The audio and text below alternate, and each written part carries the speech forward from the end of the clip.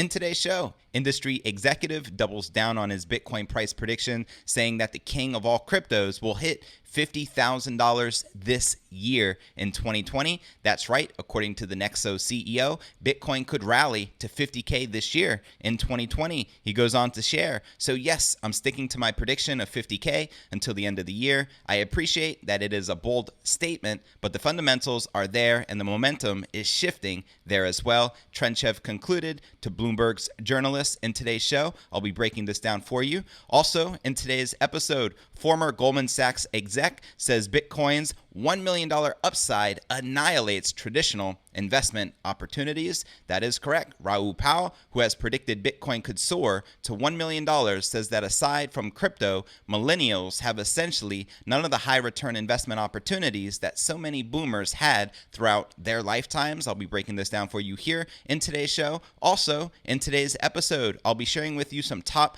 crypto performers which have surpassed Bitcoin in quarter two, rising 544% and 467%. Also in today's episode, we'll be taking a look at the overall crypto market. As you can see, Bitcoin and all the major altcoins, most of them are back in the green, but where's the Bitcoin price likely to go from here? Find out all this plus so much more in today's show.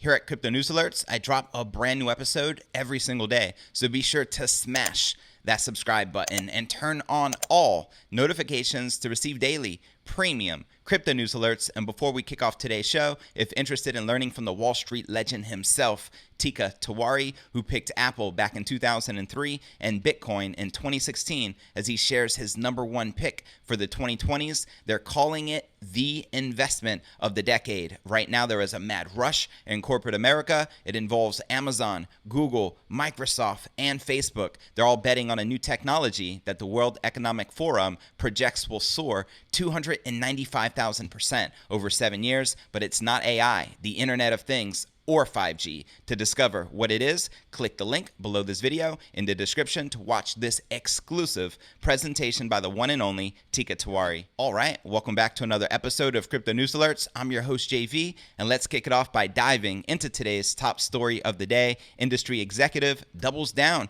saying that the Bitcoin price will hit $50,000 this year in 2020. After a strong rally from the March lows, Bitcoin has stopped trending higher. For the past 2 months, the crypto's been caught in a 15% range that it has barely deviated from. The consolidation has been met with assertions by analysts that Bitcoin has lost its momentum, but one trader asserted on June 30th that the key Ichimoku cloud indicator showed weakening bullish momentum, yet many investors in the industry remain optimistic. One industry executive went as far to say that he thinks that Bitcoin is on track to hit $50,000 this year. That's right, in 2020. Bitcoin could rally to 50K, says the Nexo CEO. In May, Nexo co-founder Antoni Trenchev said that Bitcoin was on track to hit $50,000 in 2020. He made his prediction while Bitcoin was surging, testing that $10,000 critical psychological resistance as it attempted to set new year-to-date highs.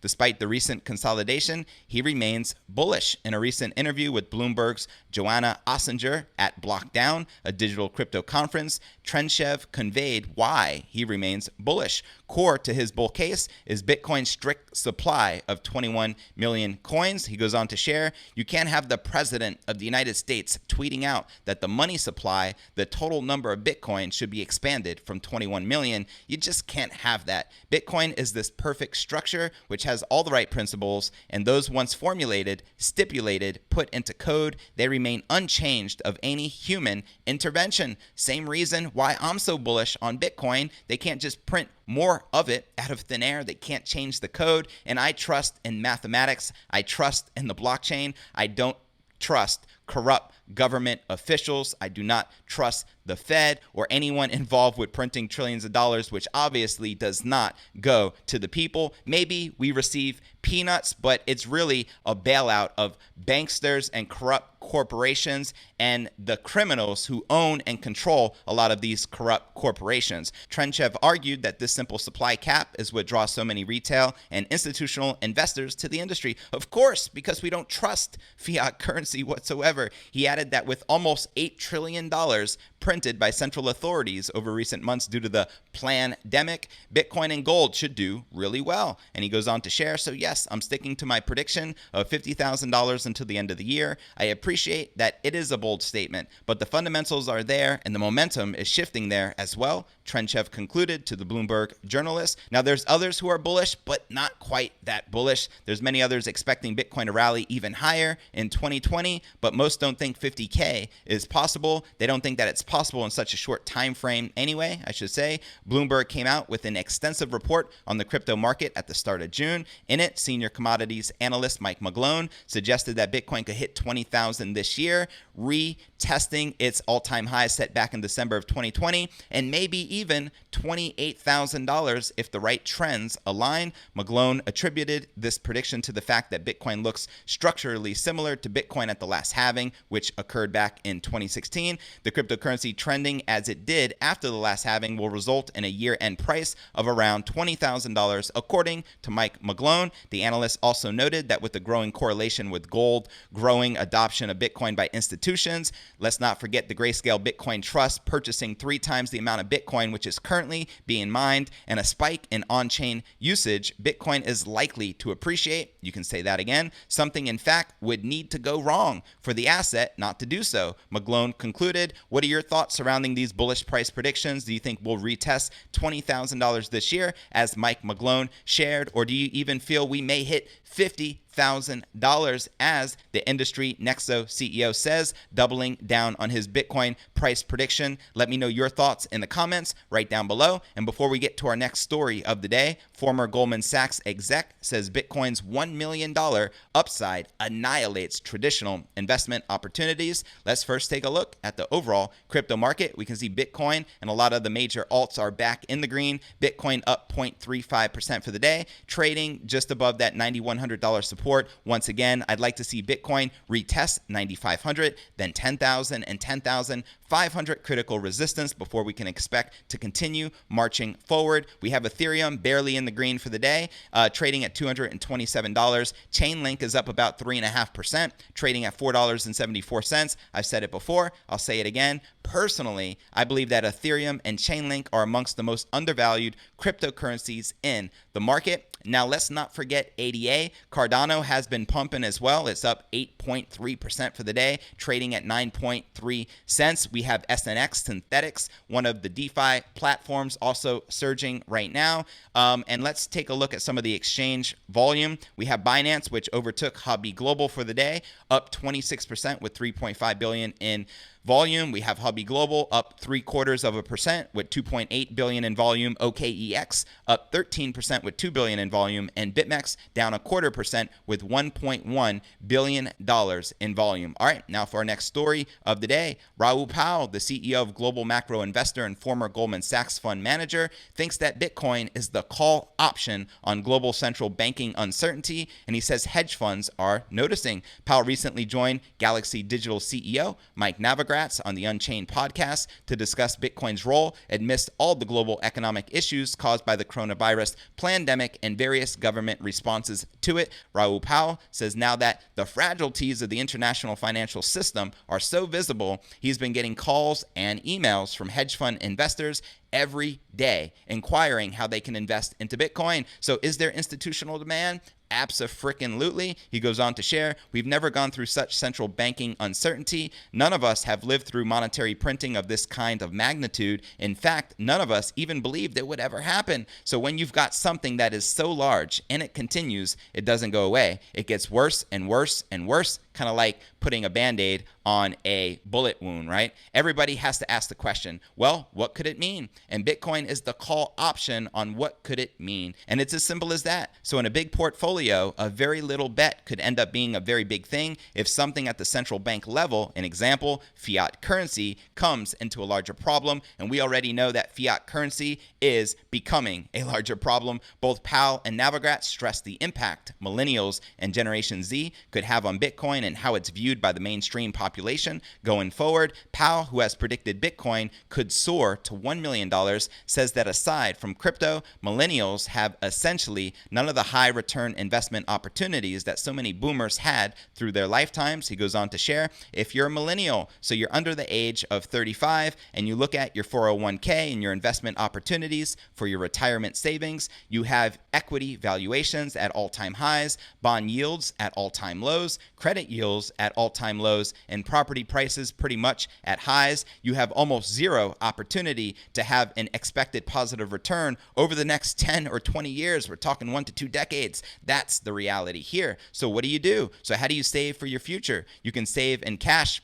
Okay, that's fine. But my Generation X and millennials are too wise for that, right? The reality is crypto offers an opportunity. It's the thing that the baby boomers got with the equity market and the bond market and the property market. All three, they got a record low valuations gifted to them in their 30s, and they got rich on the back of it. I think that millennials are going to accumulate over time in their 401ks, crypto, because it gives them something that has a 50 to 1, 100 to 1 upside. Touche. The millennial generation, and particularly Generation Z, grew up understanding that digital assets have value. Mike and I had to take that leap. We didn't know this. It didn't make sense to us, right? And we're still fighting for our vinyl records, and it was all going to Apple. You know, all of the digital stuff that was not a natural thing that we grew up with. What these guys grew up with, knowing that digital assets have value. Amen. So they don't have to take any leap of understanding at all. In fact, it's ludicrous to imagine that cash is an easier thing to have than a digital asset. And I agree 100%. We all know that crypto is the future. And in the short term, Navigratz predicts that when Bitcoin breaks $10,000 or 10,200, it will get to 14,000 much faster than people expect. I agree. Last year's high was actually 14K. So to surpass it, we need to revisit that mark. He also notes that over the long term, people who look back on the current period in history will view Bitcoin as an obvious bet, given the overall shakiness of the financial system. He goes on to share, unfortunately, I'm 34 days a baby boomer, though I always tell my kids I identify as a Generation Z. The baby boomer generation will look back on as the most selfish generation in the history of the planet. If you look at what they have been taken and the debt they're leaving versus what they put in, this is generational theft on a gargantuan scale. The baby boomers are running up the debt that's astronomical. That's my poor son and his kids are going to have to pay back one day, and they're not going to be able to pay it back. And in some ways, logic would say the only way to pay it back is to inflate. If you just look at the scale of the debt and how fast it's growing, you've got a positive first and second derivative of the growth of debt. That doesn't make you feel good. If you're 20 years old or 24 years old or even 16 years old, we're going to come back as these future anthropologists and be like, dude, of course they're buying something else.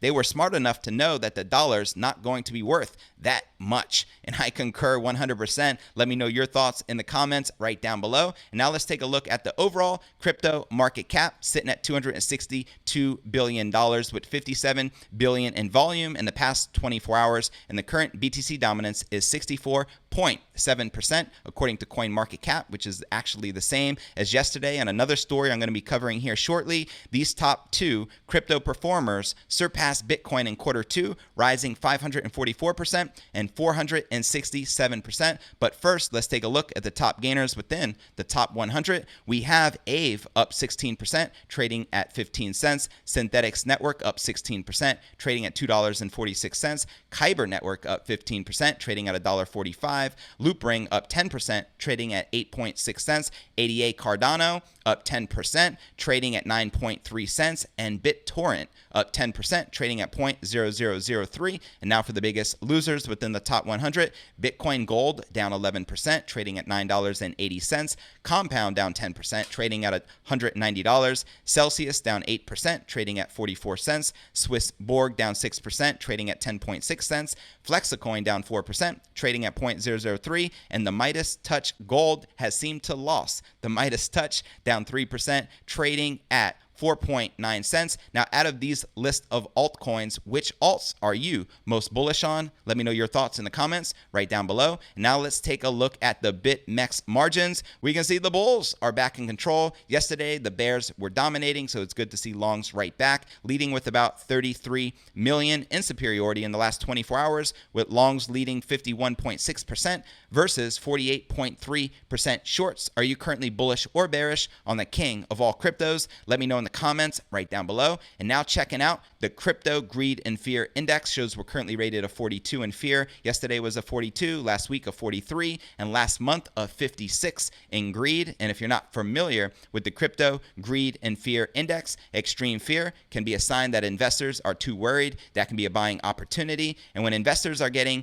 too greedy, that means the market is due for a correction. And I want to encourage you to check out the description right below this video by clicking show more in the description right down below for a detailed analysis of what's going on in the market. This goes for all 465 videos right here on my channel. Also has some very helpful resources for you to plug into, including the blog to my podcast, which could be found at cryptonewsyes.com. Not only is this updated every single day, you can also download the latest episode of the show in MP3 format so you can listen to it when you're out and about, on your way to work, working out, or just doing your thing. Also, be sure to subscribe on YouTube if you haven't yet already done so. Smash that subscribe button, or you can go to cryptonewsalerts.net directly to subscribe. Also, I want to say I appreciate your continued support on all the major podcasting platforms, including Apple's iTunes, Spotify, Google Play, and Stitcher Radio. You can also follow us on Twitter to receive daily crypto news alerts. My Twitter handle is crypto news. Yes, and for those of you active on Facebook, as I am, I do have a crypto Facebook group entitled Crypto Alchemy. To become a part of it, simply click this link, request to join. I'll be sure to plug you in. And for those of you active on Telegram, as I am, I do have a crypto Telegram chat. To join this, click this link. You'll automatically be added, and I'm looking forward to connecting with you personally on the inside. All right, now for our next story of the day, let's talk about some very bullish altcoins. Two low-cap crypto gems had a stellar second quarter, more than quadrupling their market cap in the last 3 months and significantly outpacing Bitcoin's relative gains. The best performing crypto last quarter is Bancor, BNT, after rising 544% as reported by the on-chain analyst company Into the Block. Bancor is a blockchain protocol that allows users to exchange various tokens directly without the need to go through a crypto exchange. Bancor seeks to address the illiquidity issues plaguing thousands of coins that offer legitimate services. Let me know your thoughts on Bancor. Are you bullish or bearish? Last month, Coinbase said it's considering adding support for Bancor, depending on whether the coin meets the exchange's technical and regulatory standards. Also, market participants largely ignored the news involving a security vulnerability in Bancor's decentralized exchange that forced developers to transfer the funds of affected wallets and protect users from nefarious actors. Bancor has since fixed the issue. Taking a look at this tweet on crypto Twitter. Last night, a vulnerability was discovered in a new version of the Bancor network, 0.6 contract deployed on June 16th of 2020. Any users who have traded with Bancor in the last 48 hours and given approvals to the Bancor contract go to approve.zone and revoke all approvals. This was tweeted back on June 18th. Now, the runner-up in last quarter's crypto race is swissborg. After soaring more than 467%, swissborg incentivizes users of the crypto management app swissborg by offering lower transaction fees, participating in future direction of the platform, and earning rewards. Swissborg's decentralized wealth management platform is currently servicing over 100,000 people worldwide. Into the Block says over 18,000 addresses holding chsb tokens were profit as of April 1st. As for Bancor, over 36% of the addresses holding the coins are in profit, which is its peak level in 3 years. Meanwhile, the top crypto, Bitcoin, rose 53% in the second quarter of this year from 6,200 to 9,500, which is about 83% of Bitcoin addresses are currently in profit, according to crypto intelligence firm Glassnode. Let me know your thoughts surrounding these two bullish altcoins. Are you currently holding either or, whether swissborg or Bancor? Let me know in the comments right down below. Well, that's going to conclude today's show. As always, I appreciate you tuning in and journeying along with me inside this incredible crypto revolution. If you gain value out of today's show, be sure to smash that subscribe button and turn on all notifications to receive daily premium crypto news alerts. And real quick, before I go, if interested in learning from the Wall Street legend himself, Tika Tawari, who picked Apple back in 2003 and Bitcoin in 2016, as he shares his #1 pick for the 2020s, they're calling it the investment of the decade. Right now, there is a mad rush in corporate America. It involves Amazon, Google, Microsoft, and Facebook. They're all betting on a new technology that the World Economic Forum projects will soar 295,000% over 7 years. But it's not AI, the Internet of Things, or 5G. To discover what it is, click the link below this video in the description. It's going to take you here to watch this exclusive presentation by the one and only Tika Twari. Enjoy it, and I look forward to catching you in tomorrow's episode. Peace.